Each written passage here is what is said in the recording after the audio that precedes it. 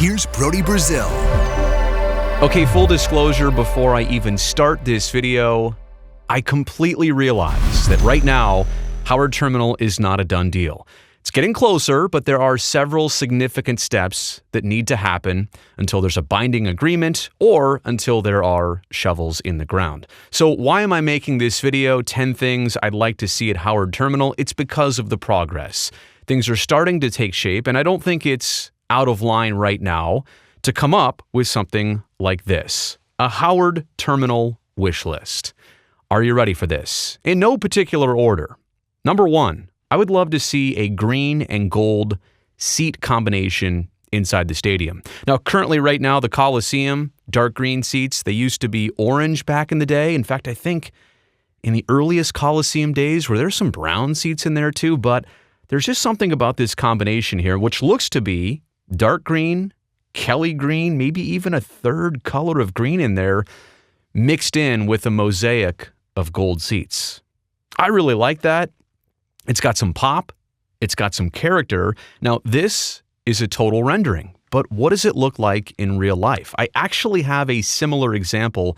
This is from Commonwealth Stadium in Edmonton, Alberta. The Canadian Football League team plays there, and their colors, green and gold, look what they've done there. 2 shades of green to go along with that gold. Now, I don't know about the stripe and the fading and all that stuff, but something to that extent, I think, would really look sharp inside the stadium at Howard Terminal. All right, let's move on here. Number 2, and again, in no particular order, I would love to see an Iceplant presence at Howard Terminal. Now, in the good old days of the Coliseum, you remember what it looked like. Out in center field, above the bleachers, there was just that strip of Iceplant, which, I don't know, just kind of made you feel like you were at home.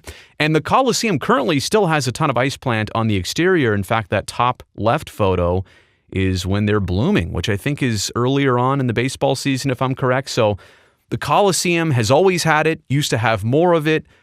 I would love to somehow see Iceplant be featured at Howard Terminal. Could be in the stadium, could be on the exterior, could just be on the grounds of the project.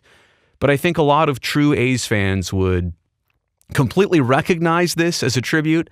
They would love to see it and love to see it be passed on for many more decades to come. Okay, number 3, a Hall of Fame location.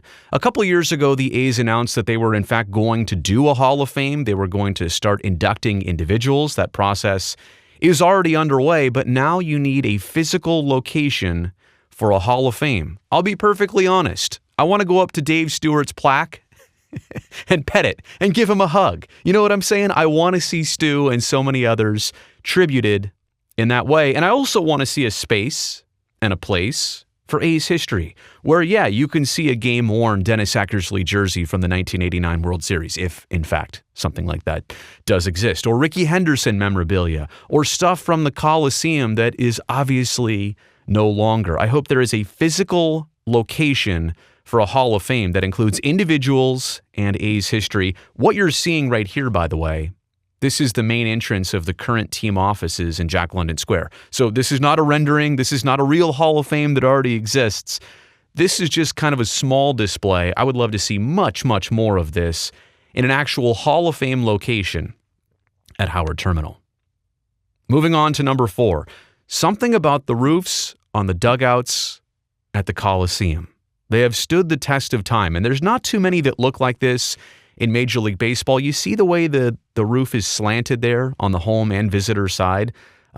These days, I think they're more flat. Maybe they're just not like this, but you can see those roofs and the green and gold colors, which have just not changed over all the decades. I mean, Jose Canseco, gold roof with the green trim. Ricky Henderson in the 90s. In fact, that picture might even be from the 80s.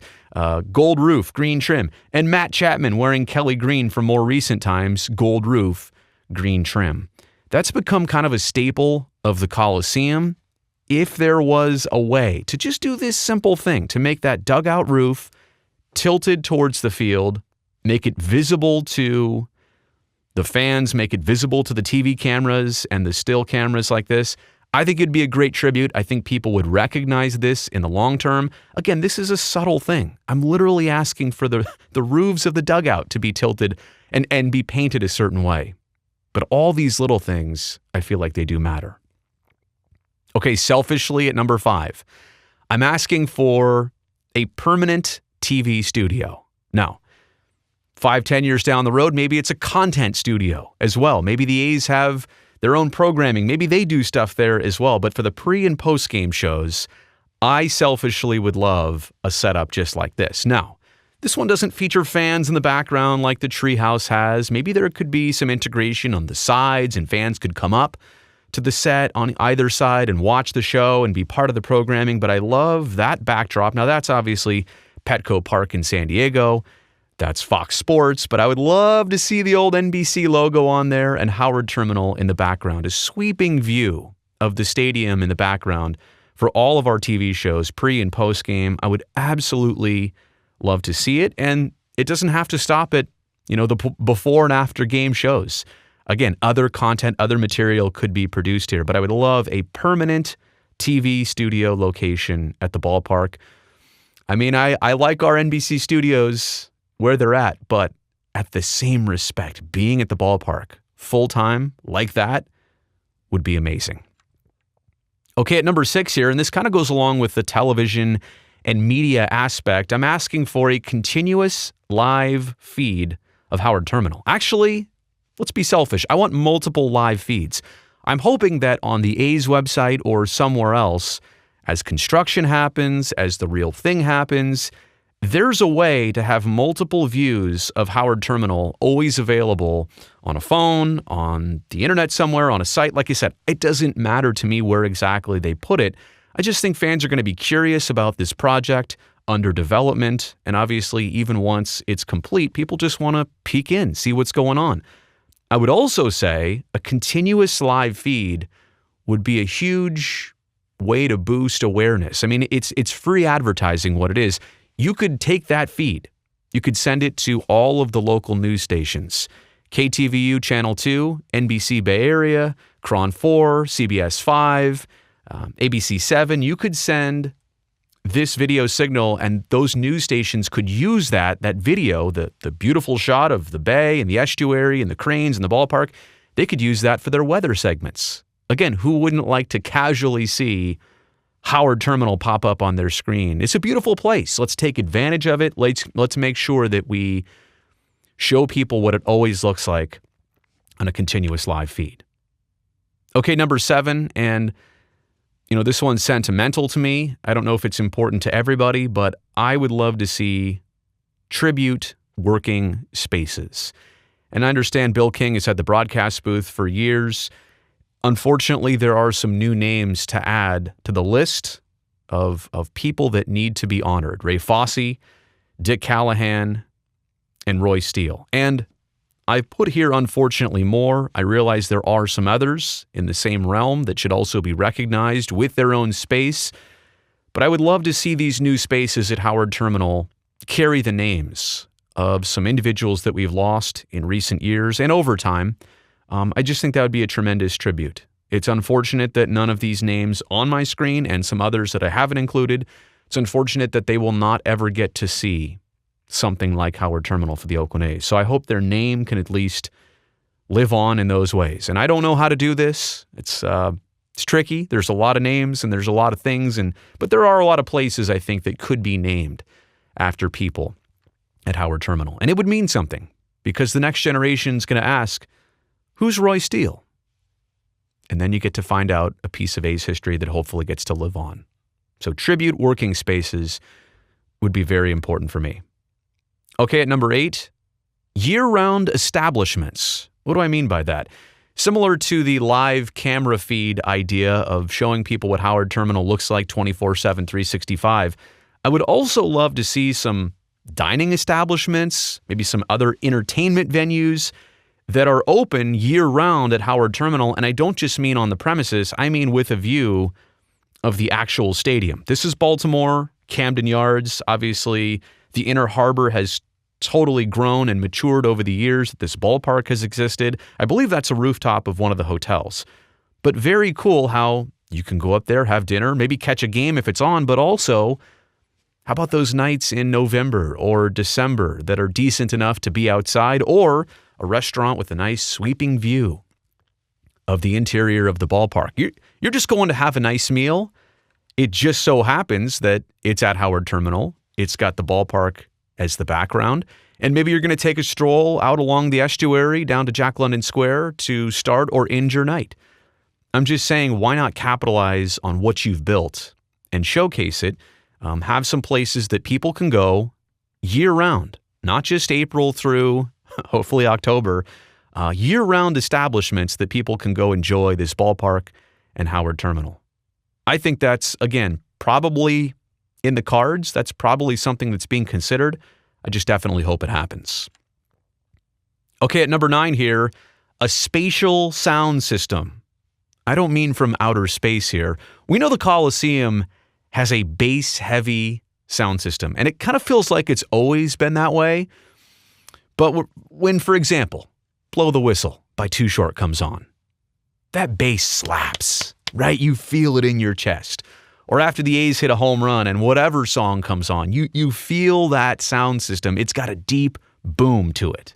Now, I would like to see that carry over at Howard Terminal. I'd like to see that, but I'd also like to see the spatial aspect of the sound system come into play. What do I mean by that?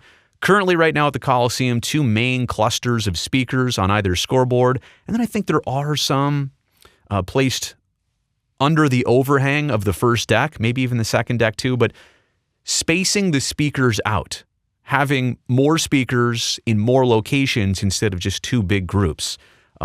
You get kind of a spatial stereo sense, and I don't know if everybody's catching on to what I'm saying here, but it's essentially an enhanced sound system that I would love to see at the Coliseum.